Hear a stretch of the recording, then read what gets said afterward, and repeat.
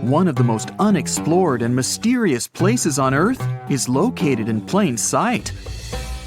It's one of the most majestic monuments of humankind. The wonder of the ancient world hides a secret that scientists and archaeologists still can't solve. This is the Great Sphinx of Giza in Egypt. The huge sculpture of a lion with a human head was carved out of rock about 4,500 years ago. Scientists still don't know the exact date of its creation and are also unaware of who built it and what for. There are many assumptions and theories, but none of them has been confirmed. Most people have seen this majestic sculpture either in photographs or in reality, but almost no one knows what's hidden underneath it. The statue of the Sphinx was carved from a single piece of limestone. It was painted. The remains of color pigment on the surface prove this. In the distant past, the Sphinx looked much brighter and more colorful than what we see now. But even after thousands of years, its greatness hasn't diminished. And by the way, Sphinx is not the real name. It was invented by the Greeks about 100 years or more after its creation. Initially, the Egyptians called the statue Hor-em-Akhet. There are many legends and theories saying the Sphinx is there for a reason. It's like a watchdog that guards the tomb of the pharaoh and the secrets of ancient Egypt. These legends become more plausible when archaeologists discovered hidden entrances at the feet of the Sphinx. They believe that these secret passages are the beginning of the tunnels leading to the halls with treasures. You can find a lot of stories on the internet that claim the Sphinx hides the Hall of Records, a repository filled with ancient and secret knowledge. One of the main artifacts of this repository is supposed to be the records of the ancient mythical state of Atlantis. According to legends, the entire library from this city was moved under the Sphinx. The entrance to this library must be located next to the Sphinx's right paw. Many archaeologists tried to find this entrance, but came away empty-handed.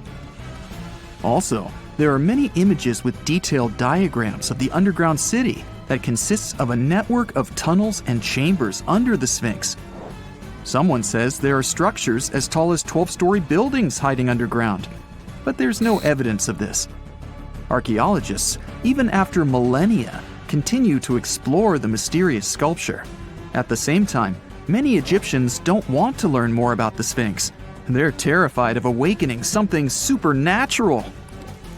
In 1998, scientists discovered tunnels leading to empty caves under the Sphinx. They found evidence of earlier excavations there. It's quite possible that someone managed to find the treasures and take them away. Some people believe Egyptians found some kind of artifact under the Sphinx that has the power of unknown advanced technologies. The artifact is so powerful that it can change the course of history. Of course, most theories are just fairy tales of conspiracy fans, but it's a confirmed fact that the Sphinx hides a system of caves and rooms. There are so many rumors surrounding the Sphinx that it's impossible to understand what's true and what's false. In any case, it's difficult and dangerous to study the sculpture because active excavations can destroy it. And then the entrance to the underground rooms can get blocked by rocks and lost forever. Also, further exploration requires a lot of money, and financing is not always easy to find. But the main reason? It's too risky. There's no guarantee that people will be able to get out of the underground labyrinths. For these reasons, scientists and archaeologists have been exploring this majestic structure for so long. Another famous architectural monument with a secret is Mount Rushmore in South Dakota. Everyone admires the images of the US presidents' faces carved into the rock, but few people know that there's a secret room hidden behind the head of Abraham Lincoln. The architect of Mount Rushmore wanted to carve slabs on the rock with the record of the main stages of the country's history. But his plan was too complicated to carry out. Then he was offered to implement it on a much smaller scale, to build a secret room inside the mountain. The idea was to save this knowledge so that future generations will always remember the history of their country. Unfortunately, the architect didn't have time to finish his work. The construction stopped for several decades. But in the late 90s, the project was resumed. Porcelain enamel panels depicting the history of the US were placed in the room. It's possible that these plates will be stored there forever. But people can't see them, at least for now. The room is inaccessible to tourists as it's too difficult to get inside. Another secret room is located in the Empire State Building. More precisely, it's not even a room, but a place where you can take cool photos. Almost all tourists gather on the observation deck of the 86th floor to enjoy a stunning view of Manhattan. But there's another deck with panoramic windows on the 102nd floor. There are way fewer people there because almost no one knows about that place. Fortunately, access to this deck is open to everyone. You probably won't have to wait in line for a long time to take a photo. You'll feel special because you're in such a secret place where there are almost no people. But the coolest place is even higher, on the 103rd floor.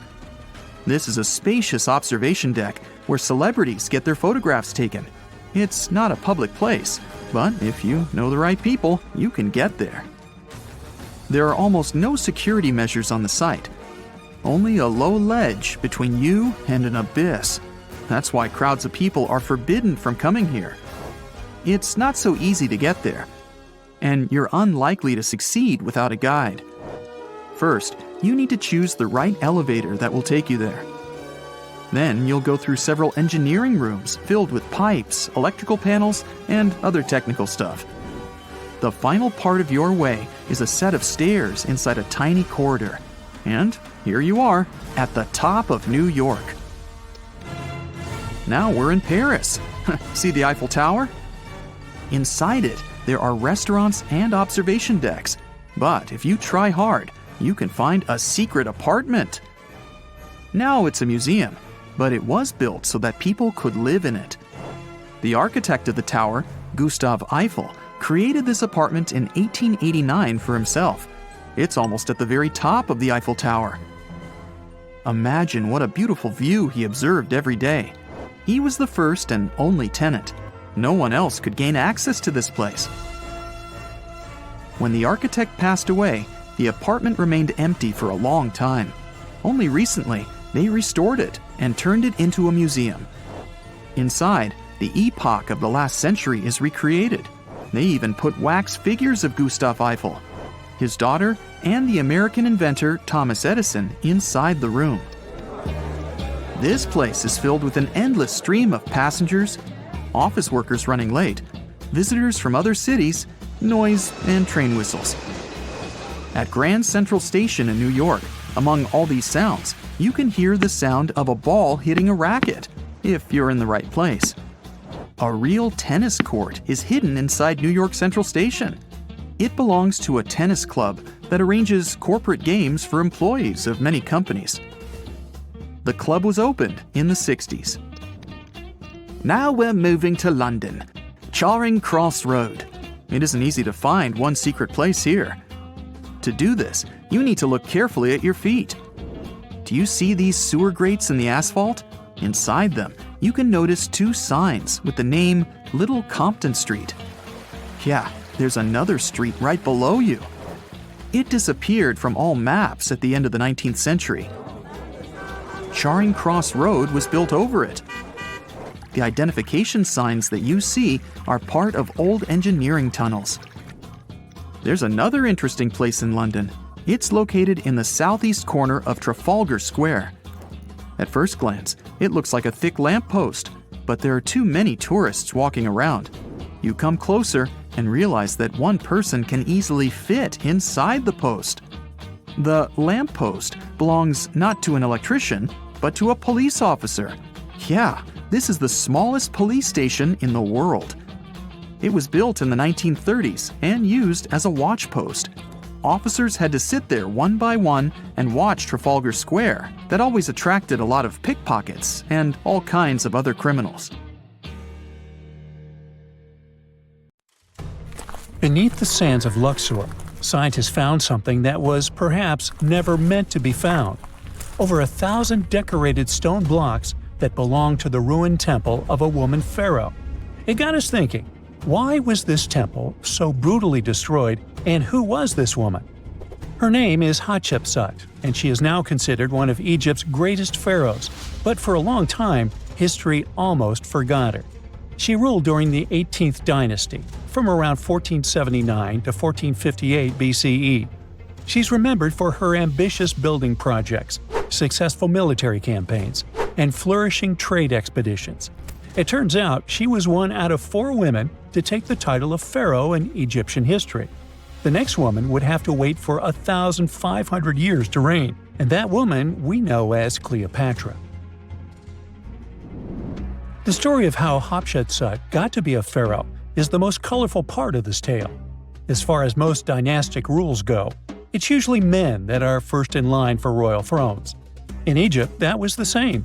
That's why, when Pharaoh Thutmose I had a daughter as his firstborn, that was a big no-no as far as his succession line went. A few years later, Pharaoh Thutmose I passes away. The crown passed to Thutmose II, who ruled briefly, only to leave the throne to his infant son, Thutmose III. In this scenario, Hatshepsut was this pharaoh's stepmother.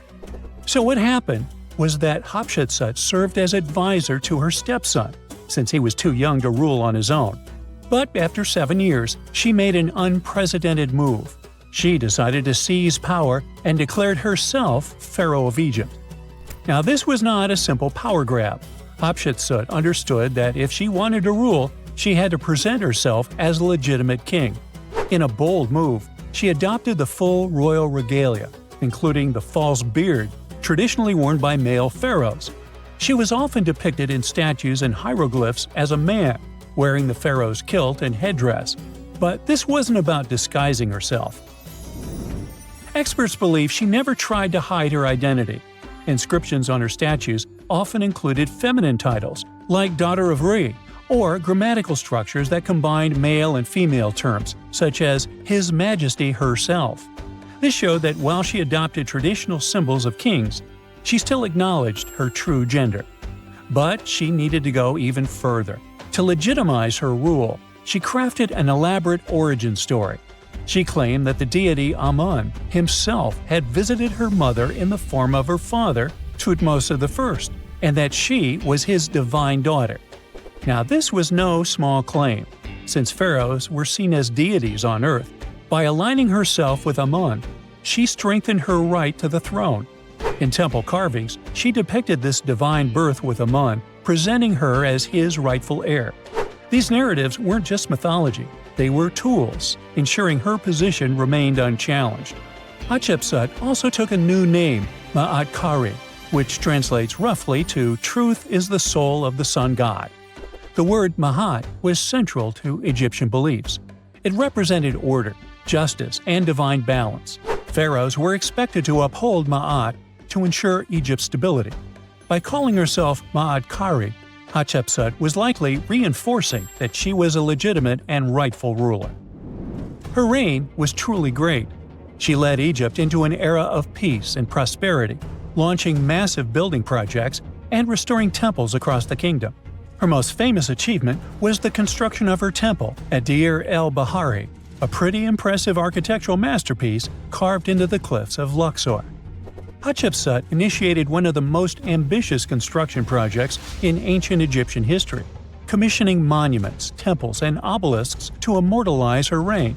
It's argued that she continued with the construction of the Avenue of the Sphinxes, a grand road lined with statues leading to the Karnak Temple. For many, her shining architectural achievement was the towering obelisk she had carved from single pieces of granite. One of these, weighing over 320 tons, still stands today. Now, beyond building, she expanded Egypt's influence through trade. She sent an expedition to the mysterious land of Punt, believed to be modern-day Somalia or Eritrea, bringing back riches like gold, ivory, and exotic animals. Her fleet of ships sailing the Red Sea marked the first recorded trade mission of its kind, establishing economic ties that would benefit Egypt for generations.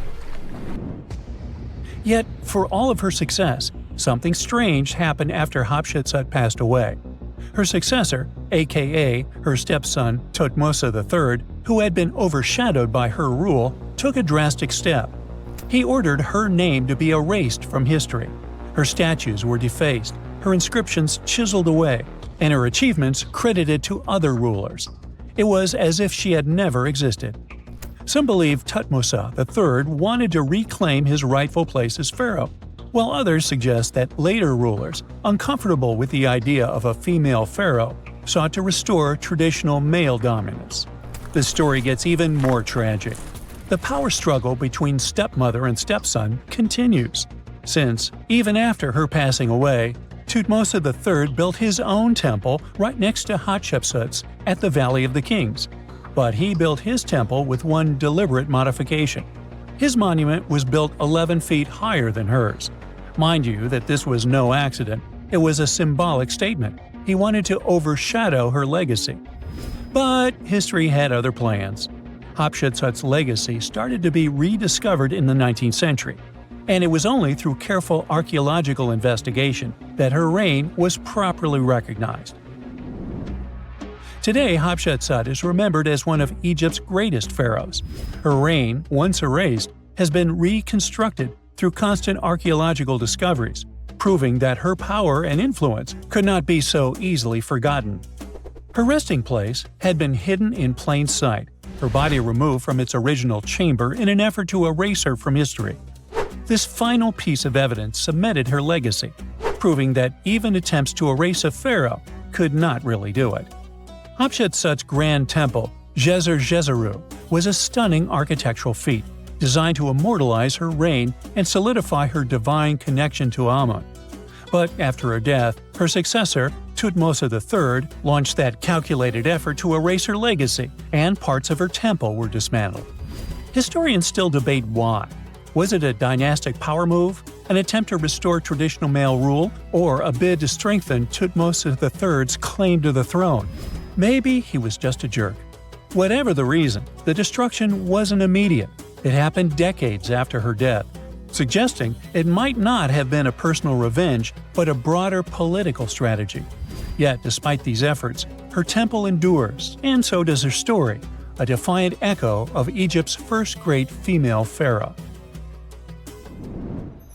Let's travel through space and time to another place. Dashur, Egypt, is known to be home to several resting places of people from ancient Egypt. In the year 2017, scientists uncovered a long-lost pyramid. They quickly called the Ministry of Tourism and Antiquities because they suspected it was going to be a big deal.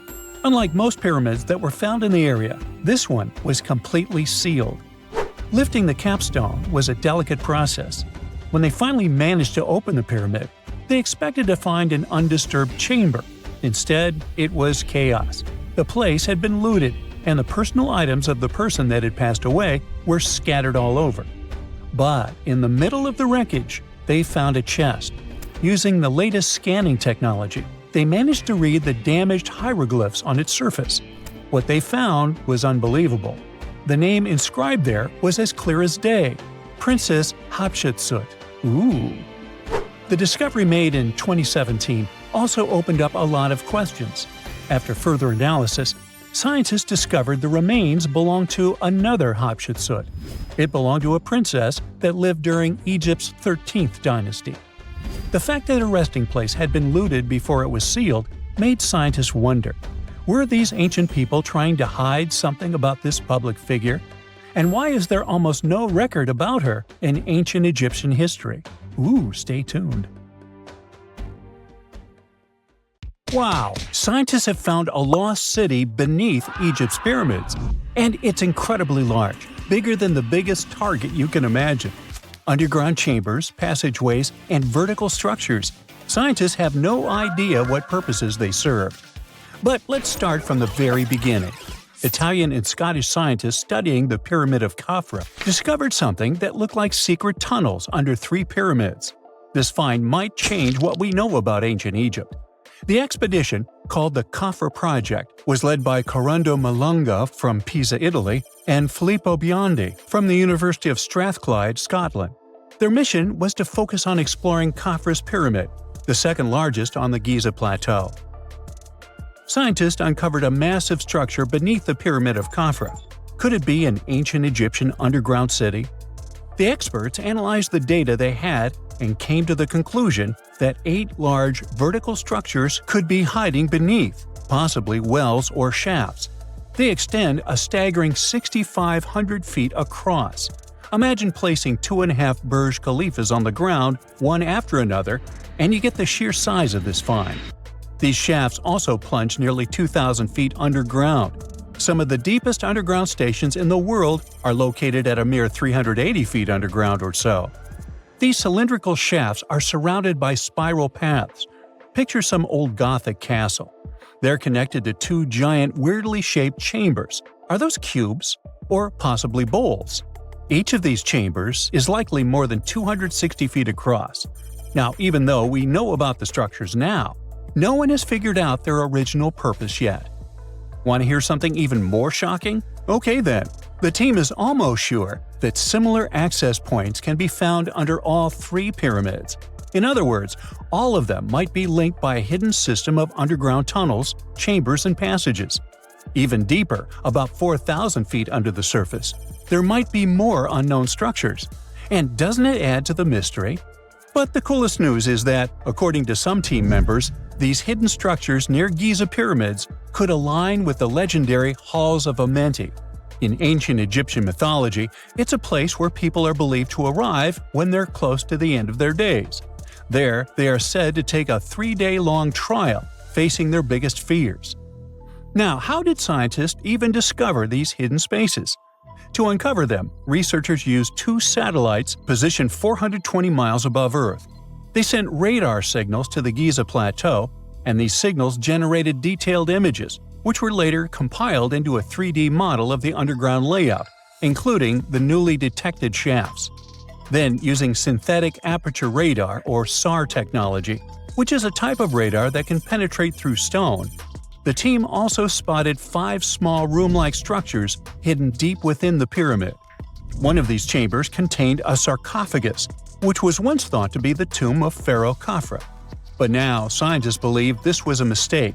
The true burial site is likely to be elsewhere. In any case, these 5 hidden rooms were completely unknown before the scans. They seem to be arranged in the center of the pyramid and are linked to underground pathways leading somewhere below the structure. There's an opinion that these tunnels could lead to more hidden chambers and wells. Some of them might be around 4,500 years old. Wow! What if they help us solve ancient civilization mysteries? Preliminary data suggests that all this underground space can be much more than a few empty chambers. There might be many more hidden structures near the Giza pyramids. How come? Well, the thing is, the structure appears to include hollowed-out sections with spiral pathways leading even deeper underground. Refining the images hinting at this could reveal an extensive subterranean network. It might be a whole city hidden under the surface. Now, despite the excitement surrounding these findings, there are also a lot of people who don't believe in the existence of the underground city. They're skeptical about the archaeological discovery in Egypt due to the lack of peer-reviewed verification. That's why several archaeologists and radar experts have challenged the validity of the claims. They've explained that the technology used to make the discovery may not be advanced enough to produce such detailed underground imagery. According to them, the 5 smaller chambers found near the surface could be natural formations, since the area had had sacred significance long before the construction of the pyramids. Some experts have even dismissed the use of radar methods in this context altogether. They call these methods scientifically unproven and question their accuracy. The discovery has also reignited discussions about ancient Egyptian myths and the possibility of hidden texts lying somewhere beneath the Giza pyramids. The layout of the newly detected underground chambers shares similarities with mythological accounts of the Hall of Records, a rumored chamber that could preserve early Egyptian wisdom. If confirmed, these findings could significantly reshape the understanding of Egypt's sacred topography. Plus, this lost city beneath Egypt's pyramid could become physical evidence of previously unknown underground structures. That's why the Khafra project is super eager to begin excavating to confirm their findings. But getting approval from Egyptian authorities is a challenging process. The discoveries still need to undergo peer review before they are accepted by the academic community. By the way, this recent archaeological discovery in Egypt comes on the heels of another discovery involving a weird structure beneath the Royal Giza Cemetery, which researchers believe is unnatural in origin. Archaeologists used remote sensing techniques and uncovered a mysterious L-shaped structure underground in the Western Cemetery of Giza. This area is known to house burials of royal family members and high-ranking officials. Many of the tombs in the cemetery have above-ground mastabas, rectangular stone or mud brick structures with flat roofs. But there is an area in the center of the cemetery where there are no above-ground structures. To investigate this unexplored region, the team used electrical resistive tomography and ground-penetrating radar. ERT works by sending electrical currents into the ground and measuring the resistance to detect remains. As for GPR, it sends radar into the ground and maps the structures based on the radar's return. The team found an anomaly about 6.5 feet beneath the surface. It appeared to be an L-shaped structure measuring at least 33 feet in length. The readings suggested that the structure had been backfilled with sand after its construction. This made the team hypothesize that it could be a mix of sand and gravel, or possibly an air void. This anomaly was classified as a highly resistive structure, which meant it didn't occur naturally. Motoyuki Sato, the study's lead author and professor at Tohoku University in Japan, claims that the structure is not a natural formation due to its sharp shape. Another weird thing about ancient Egyptian pyramids is that historians have long believed that they were built primarily for royals and high-status individuals who had the wealth and power to create such massive structures. However, new research from the archaeological site of Tombos in modern-day Sudan challenges this assumption. The thing is, Tombos' pyramid may have served as burial sites for low-status workers as well as elites. The hard-working members of ancient communities may have found their last resting place in some of the most visible monuments, including the pyramids. Located along the Nile River in the ancient region of Nubia, Tombos became part of Egypt after its conquest of the area around 1400 BCE. That's when Egypt established the site to strengthen its colonial control. Workers at Tombos built pyramids, but those were much more modest than the famous pyramids of Giza. The research team reanalyzed 110 human skeletons from Tombos, originally studied in 2012. In particular, they examined the entheses, the areas where tendons and ligaments attach to bones. Such an analysis can give us insights into the amount of physical labor a person performed. When someone does hard labor, their bones often develop distinct crests and ridges at these attachment points due to the stress on the tendons and ligaments. And while some skeletons showed little change in their entheses, suggesting they belonged to individuals from the upper classes, others showed more serious changes. It means they belong to lower-class workers.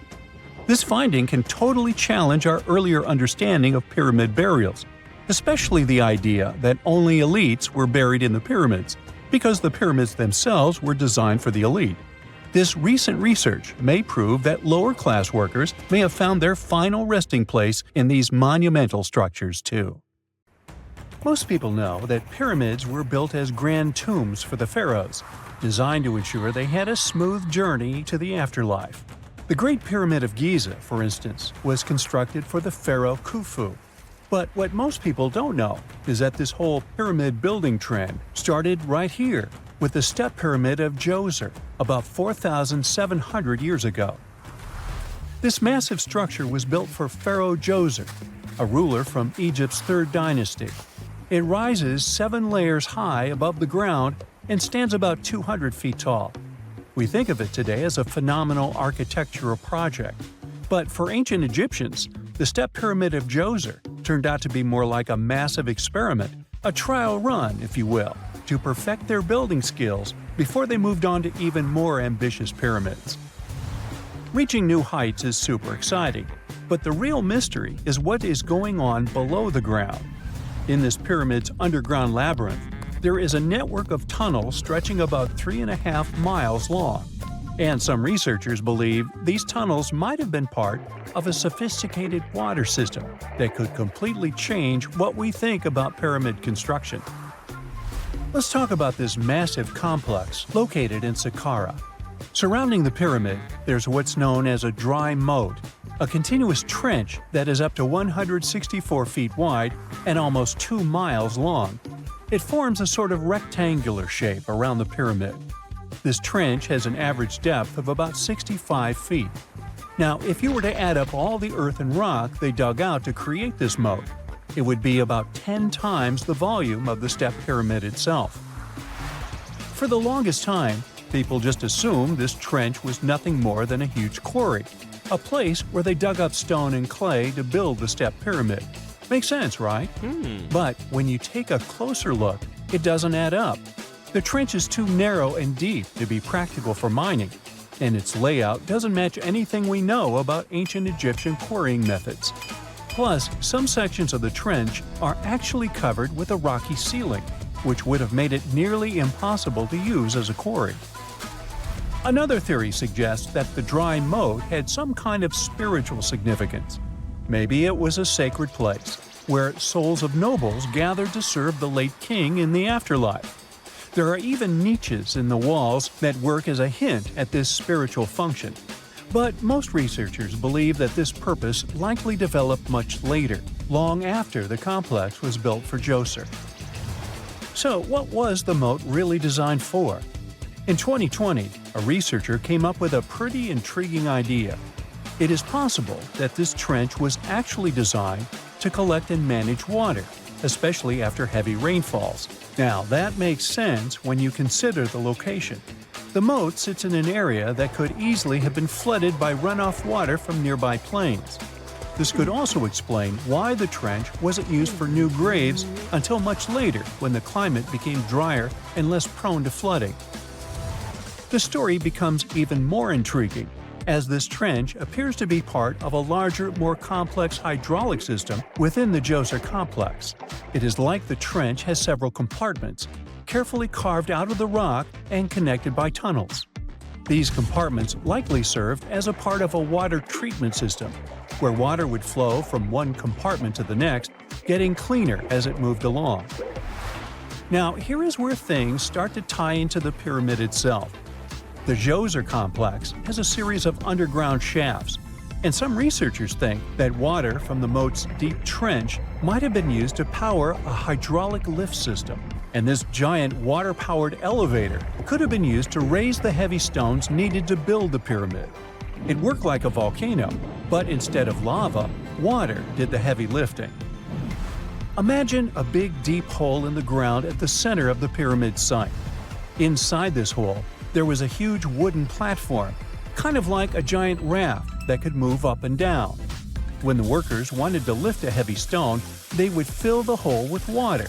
As the water rose, the wooden platform started to float up, carrying the stone with it, almost like a giant water-powered elevator. When the stone reached the right height, the workers slid it off the platform and onto the pyramid. The idea is that water from the deep trench, after being cleaned and filtered, would flow into these shafts. A massive float, possibly made of wood, would then rise as the water filled the shaft, lifting the stones up to where they were needed for construction. Once the stone was in place, they'd let the water out, lowering the platform back down to the bottom, ready to lift the next stone. This fancy hydraulic lift system could have been a game changer, making the whole building process a lot faster and more efficient without using a lot of workforce. It is like the ancient Egyptians were already embracing the whole idea of work smarter, not harder. But of course, not everyone is on board with this theory. Some experts argue that the area where the step pyramid of Djoser was built couldn't have held enough water from occasional rains to maintain such a fancy hydraulic system. The main theory suggests that, in the past, there might have been some kind of lake nearby that would have filled up after a period of rain, and this lake could have supplied water to the complex's hydraulic system. But there is no mention of such a lake in any ancient Egyptian writings. So it might be more of a what-if situation than a reality. And then there's the issue of the hard work itself. Remember when I said this method could have allowed the ancient builders to raise stones with far less effort? Well, that might not be entirely true.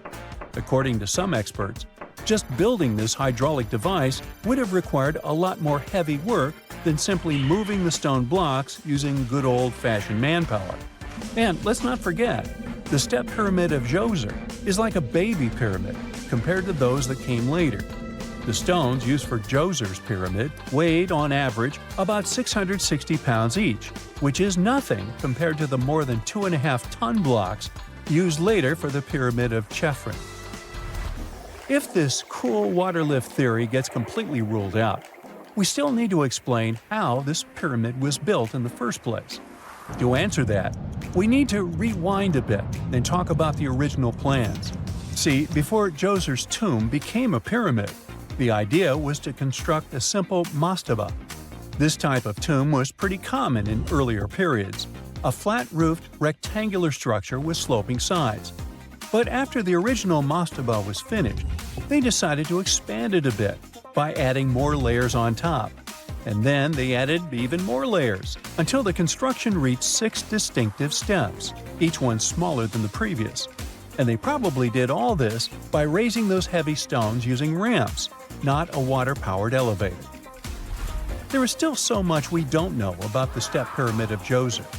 More research is definitely needed to fully understand how this system worked, or if it even existed at all. But the idea of using water to help build the pyramid adds a whole new layer to our understanding of ancient Egyptian engineering. It's a powerful reminder of just how clever and resourceful those builders were, using the natural landscape and the power of water to create one of the most iconic monuments in history.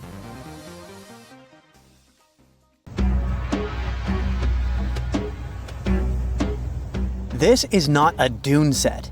This is a very real desert in Niger. Djado was probably built by the nomadic Sao people and is filled with ksars, which are fortified houses made of salt and clay, with giant walls and secret passages. Located deep in the desert, it was once a vital stop for trans-Saharan caravans, but is now a hotspot for smugglers and bandits. The site has been off-limits since 2002 due to its dangers. The origin of the ksars remain a mystery. No archaeological studies have been conducted, leaving many questions unanswered. Even today, shifting sands reveal and conceal parts of these ancient ruins, fueling local speculation about what might still be hidden beneath the desert. Speaking of connective tunnels, scientists were blown away by the discovery of lava tubes in Saudi Arabia. These underground passages form when molten lava cools down. Researchers believe that ancient nomadic groups may have utilized these tunnels to survive the super harsh desert climates. While excavating the tunnels, archaeologists uncovered artifacts, rock art, and skeletal remains. The art and animal bones show that the people who used the tunnels were probably sheep and goat herders. They're still piecing together whether these groups lived in the tunnels for extended periods or just used them as temporary shelters. The Great Pyramid of Giza has been standing for thousands of years, but it's still hiding secrets. Using special scanning technology, scientists found 2 hidden structures under an ancient burial ground. The first is a shallow L-shaped structure, and below it is a much larger space that could be a final resting place or a chamber. The smaller structure was filled with sand on purpose, while the deeper one might be an empty chamber. Experts believe the two are connected, possibly as an entrance leading to a secret chamber. This is big news because it might give us some more insight into who built the pyramids and why. The world is full of ancient writing, but some messages refuse to give up their secrets, like the mystery of the Bash Plemi tablet. This unusual stone, pulled from a lake in Georgia, is covered in symbols no one can read. Even with modern technology, experts are completely stumped. The tablet is about the size of a book, with 60 symbols carefully carved into its surface, but 39 of them don't match any known language. Some resemble scripts from ancient civilizations in the Middle East, India, and Egypt, but none are an exact match. To make things even trickier, part of the tablet is broken off, meaning a piece of the puzzle is missing forever. To rule out a hoax, scientists studied the tablet closely. They confirmed it's made of vesicular basalt, an extremely tough local rock. Whoever carved these symbols must have been really skilled. Based on similar archaeological finds, experts believe the tablet could date back thousands of years, possibly to the late Bronze or early Iron Age. Some symbols repeat, which could mean they're numbers. Maybe it's an inventory list, a record of battles, or even an offering to the deities. Until someone cracks the code, the Bashplemi tablet remains an unsolved mystery from the depths of history. Experts are still stumped with what this Minoan disc might mean. The Phaistos disc is one of the most mysterious finds from the Minoan civilization. This 6-inch clay object, discovered in 1908, has strange spiral markings that no one has fully decoded yet. The disc has 241 symbols on both sides, showing everything from people and animals to tools and plants. Experts have come up with many theories about what the symbols mean. Some think it's an early form of Greek. Others suggest it's a prayer or a hymn. And some even believe it could be a letter from a king in Anatolia to a Greek ruler. Let's see who will be the first to figure this out. It's always a fun day at an archaeologist's office when they find something as big as a 2,000-year-old marble head. A French archaeologist mission went digging inside an old medieval house near Alexandria in Egypt and found a statue's head depicting an old, possibly ill man. This statue dates from the last Egyptian dynasty before it became part of the Roman Empire, and the site where it was found is associated with the likes of Cleopatra and Mark Antony. For archaeologists, even the smallest finds at this site means a lot. You've heard of Lucy, right? The Australopithecus that was an early ancestor for us humans. Well, scientists found some of her species' footprints somewhere in Tanzania. The so-called Laetoli footprints are over 3 million years old. The trail stretched 88 feet and has about 70 footprints, left behind when a bunch of early humans walked across some wet volcanic ash.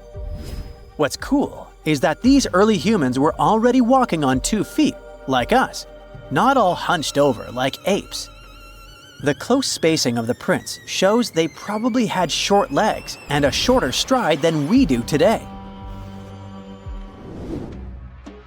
In an ancient Egyptian temple, archaeologists uncovered a shrine unlike any other, a place dedicated to falcons and 2 mysterious deities.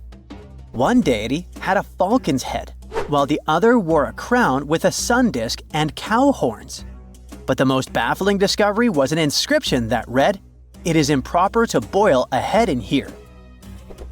At the heart of the shrine, there are 15 headless falcons carefully arranged on a pedestal, likely as offerings to the falcon-headed deity. One theory suggests the birds were boiled first, perhaps to pluck their feathers, before being placed in the shrine, following the strange rule carved into stone. Archaeologists also found a 13-inch iron harpoon nearby. Its true purpose remains unknown, although the shrine also held remains of fish, mammals, and bird eggs, suggesting that the rituals may have included feasting. And speaking of ancient Egypt, meet Hathor. Scientists named her after the ancient Egyptian deity of motherhood, music, and singing. This wooden statue, housed at the Metropolitan Museum of Art, was thought to be just a beautiful artifact, until a surprising secret was uncovered. Using an X-ray machine, experts found a mechanical operating system inside it, with pulleys and axles connecting her shoulder to her left leg. When activated, the system made her hand raise and lower, an engineering marvel from over 3,000 years ago. The statue was created during Egypt's Middle Kingdom, around 1800 BCE, and is often compared to 19th century automata due to its advanced design. It's believed the statue was used in religious ceremonies, symbolizing Hathor's role in dance and music. An unexpected discovery happened in northern Kuwait, where a Kuwaiti-Polish team uncovered a mysterious 7,500-year-old statue. The statue features an elongated skull, no mouth, narrow eyes, and a flattened nose. This feature is thought to be an Ophidian figurine, named after the Greek word for snake, and it was likely made by the Ubaid culture, a civilization known for their pottery skills. While no one knows exactly what role this weird statue played, it might have been linked to rituals or symbolic practices.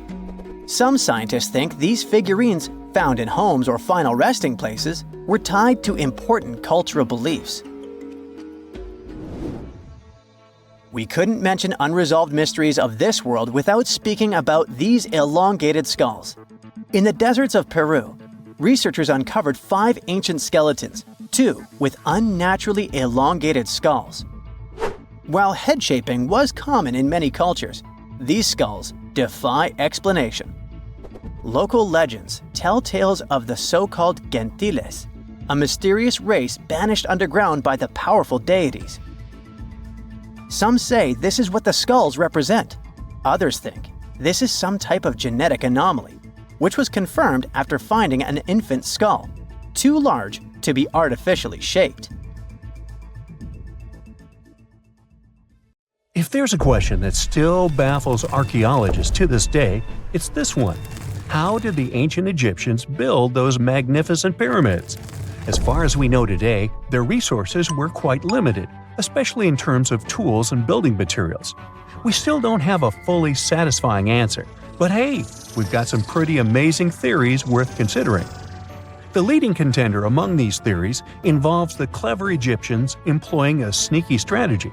Now picture this. They constructed a slanted and curving mound made of bricks, earth, and sand encircling the pyramid to be. As the pyramid grew taller and taller, they simply increased the height and length of this wacky structure. It's like they were playing an ancient game of Jenga. Now, how did they get those massive stone blocks up there? Well, according to the legendary ancient Greek historian Herodotus, they used sleds, rollers, and levers. It sounds like they turned construction into a supersized game of tug-of-war. And guess what? Herodotus also claimed that the Great Pyramid, the one from Giza, the granddaddy of them all, took a whopping 20 years to build. There's more. Herodotus also dropped a mind-boggling number on us. 100,000 men were supposedly involved in this pyramid extravaganza. Did they hire the entire Egyptian population? Well, it might not be as far-fetched as it sounds. These men were probably mostly farmers, so they probably focused on the pyramids when there wasn't much work to be done in the fields. Like during the flood season of the Nile River. Obviously, specialists in the archaeological community had something to add to this theory. By the late 20th century, they discovered some evidence that suggests the workforce might have been smaller and more permanent than previously thought. Instead of a massive army of 100,000 pyramid builders, they proposed that a modest crew of around 20,000 workers, accompanied by support personnel like bakers, physicians, and even spiritual leaders, could have gotten the job done. There was also this theory that claimed that the pyramids were actually built from the top downward.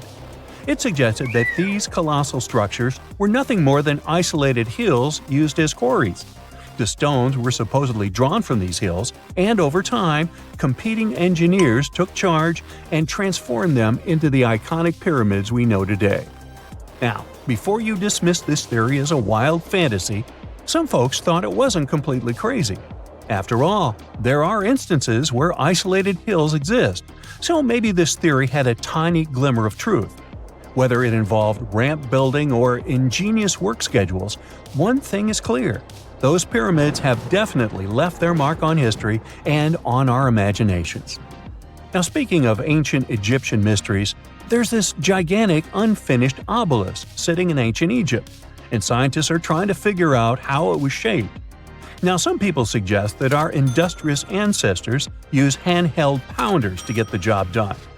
One expert has a different take on the matter, though. He argues that if we take a closer look at the pattern left behind by the shaping tool, we'll notice something peculiar. The walls of the trenches surrounding the obelisk display a neat and even pattern, which is pretty unlikely if they were pounded away by mere mortal hands.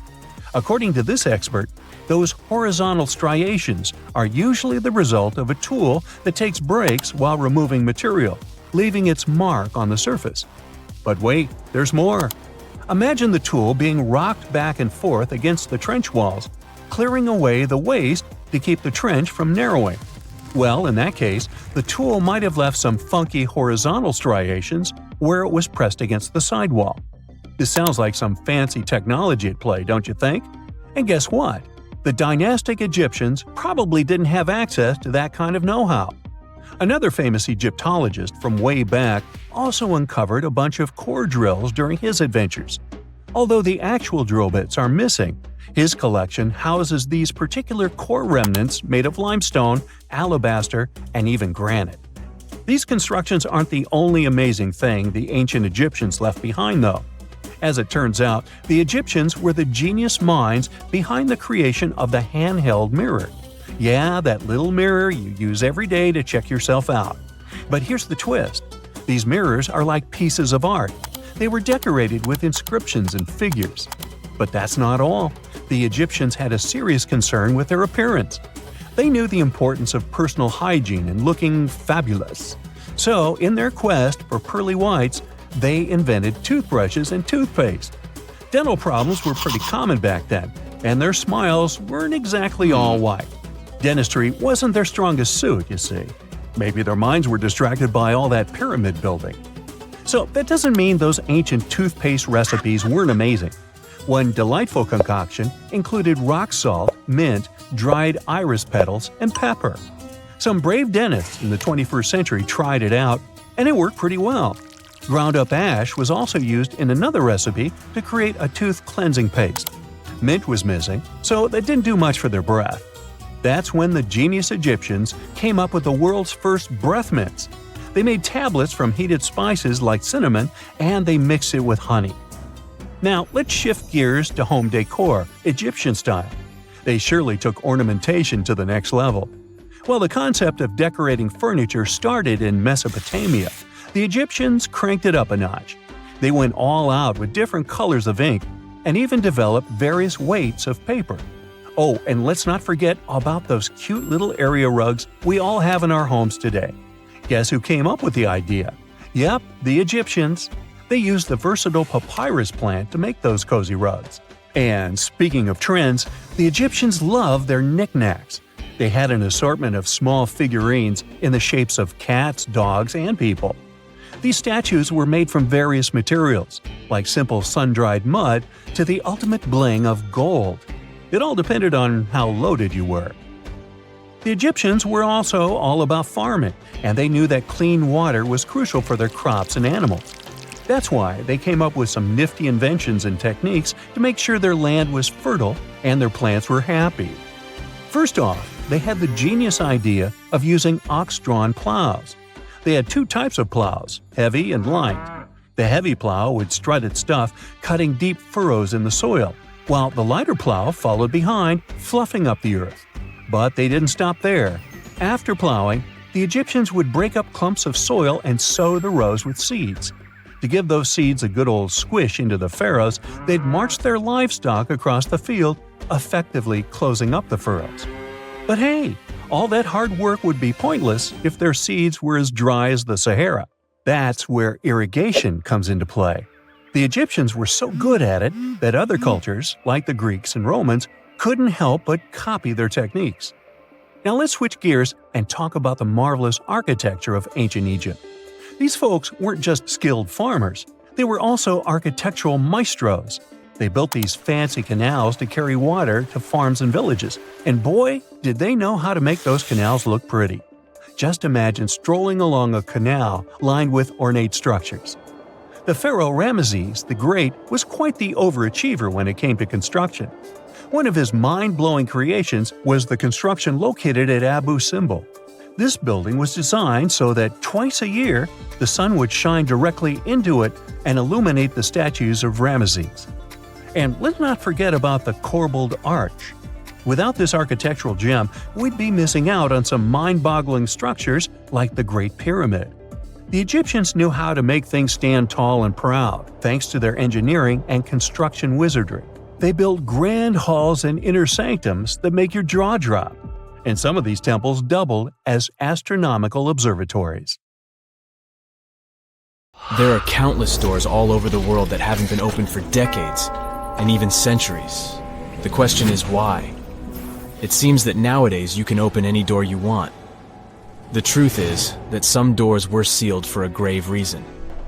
And so far, nobody has found out what treasures and mysteries they hide. Here are 4 doors that keep their secrets all too well. The Taj Mahal. First up, we've got the Taj Mahal in India, one of the most romantic places in the world. Shah Jahan commissioned it in 1631 and dedicated it to his 3rd wife, who he loved like crazy. They were married for 19 years and had a whopping 14 kids together. But unfortunately, she passed away while giving birth to their last baby. Shah Jahan was heartbroken and decided to build an epic tomb to remember her by. The construction took a whopping 20 years to finish.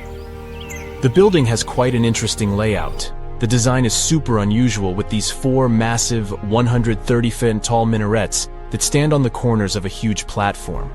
They're not just there for looks. Back in the 17th century, architects were having some serious issues with buildings collapsing under their own weight. So, the chief architect of the Taj Mahal made sure to place those minarets as far away from the tomb as possible. And he even tilted them in a way so that if they did fall, they wouldn't wreck the rest of the Taj Mahal. Talk about planning ahead. The Taj Mahal is hiding some crazy secrets. There are sealed rooms all over the place that nobody is allowed to enter. And if you check out photos of the building from the riverside, you can spot 2 basements. But guess what? They're sealed up too. Nobody knows what's inside or why they've been locked up since the time of Shah Jahan. Apparently, there's a good reason why those rooms are off limits. Some researchers think that they were built using marble, which turns into a different substance called calcium carbonate if it's exposed to carbon dioxide. And when that happens, little bits of marble start chipping off like crazy. To make matters worse, there's no air flowing into these rooms. That means that if too much CO2 builds up in the basement, the 4 minarets could collapse. But wait, there's more. Some people think that the body of Shah Jahan's wife can be found in one of these sealed-up rooms in pristine condition. Why not? Who knows what the mysterious rooms might keep? The Great Sphinx of Giza. The Great Sphinx of Giza is shrouded in mystery. It's not just the largest monolith statue in the world, but it's also a hybrid creature with a woman's head and a lion's body that originates from Egyptian and Greek mythology. It's also very ancient. It's estimated to be around 4,500 years old. The construction of this marvel took about 3 years and required 100 workers, who were not slaves and were treated with delicacies like sheep and goat meat. It is also thought that it used to be much more massive than it is now. Archaeologists found huge stone blocks and abandoned toolkits near the site. However, the real secrets of the Sphinx lie underground, near its paws.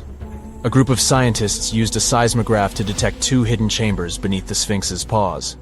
Some people think that these rooms might be the legendary Hall of Records, which holds ancient scrolls revealing the secrets of the universe. I mean, that's way cooler than any library I've ever been to. Rumor has it that the Egyptians even had info on Atlantis stashed down there, which is like a super old version of a conspiracy theory. Unfortunately, we can't go on an adventure to check it out just yet. The chambers presumably have 2 entrances, but both remain sealed. The researchers haven't yet received the green light to check out their theory. Let's hope they won't keep us in suspense forever. Sri Padmanabhaswamy Temple. This temple is located in the beautiful state of Kerala in India. This temple is famous for more than just its breathtaking beauty. Underneath the temple there are 6 vaults, creatively named A, B, C, D, E, and F. The enormous iron doors to these chambers add to the mystery of what's behind them. A few years back, the authorities decided to open these vaults to the world, but it wasn't an easy task. You can't just open the doors and enter the vaults. It required a lot of work. It took them a while, but finally, in 2011, they opened 5 of the 6 chambers. And guess what they found? Tons of treasure. Bags of gold, precious gemstones, and priceless diamond jewelry. The estimated worth of everything found in the vaults is a whopping $1 trillion. It's like the temple was the real-life inspiration for Aladdin's Cave of Wonders. But wait, I said 5 of the 6. What happened to the last one? Vault B has remained closed, but not for lack of trying. They simply didn't manage to open it. There is even a belief that it's fatally cursed. Legend says that only a saint or sage can break the curse by chanting a specific mantra. But no one has been able to do this yet, presumably because we don't have saints or sages at our disposal. There is also rumor that in the 30s, some temple invaders tried to enter Vault B to do some good old looting. But they never reached their target. Apparently, terrible snakes materialized out of nowhere and chased the gang away. But of course, this is just an urban legend, and there is not proof of that. However, it is said that the Auditor General dealing with the temple claimed that Vault B had been opened at least 7 times since 1990, and nothing bad happened to anyone who entered. Who knows? Maybe we should send Indiana Jones to check it out. The First Emperor's Tomb. Deep under a hill, completely undisturbed and surrounded by dangerous traps, lies an ancient 2,000-year-old tomb. It belongs to Qin Shi Huang, the first emperor of China. He was born in the Qin state and became king when he was just a boy. But when he grew up and gained full power, he united the warring states ancient China was divided into by conquering them. After that, he created the Qin dynasty. When he died in 210 BCE, they buried him deep underground in a massive tomb. And when I say massive, I mean massive! Back in 1974, some farmers in Xi'an, China, stumbled upon something strange while digging a well, a huge terracotta soldier. This discovery led to an extensive archaeological dig that has continued for over 40 years, revealing a collection of thousands of clay soldiers. The unique thing about these soldiers is that each one has its own unique features, from hairstyles to facial expressions. It's believed that there could be up to 8,000 of these soldiers, but only 2,000 have been found so far. Interestingly, the central tomb, which is believed to be the resting place of the emperor, is still untouched. In ancient records, there are references to a vast underground city that the emperor built, complete with scenic towers, palaces, and whatnot. Sima Qian, a Han Dynasty historian, wrote that the tomb was adorned with treasures and had space for hundreds of officials, but the lack of technology to properly examine the site is what's holding things up. Qin Shi Huang was surrounded by liquid mercury in his tomb, with 2 of the streams representing the major rivers of China, Yellow River and Yangtze. The ancient Chinese believed that mercury could provide immortality, but it could have also caused the emperor's death since he regularly took mercury pills to prolong his life. The dangerous levels of mercury contamination in the soil near the tomb are the main reason why scientists are reluctant to explore it. It could be very dangerous both for people and for the environment. Now, if I had to choose which door to open, I'd probably go for the one that doesn't lead to a tomb surrounded by poisonous mercury. Call me crazy, but I'd like to avoid any potential health hazards.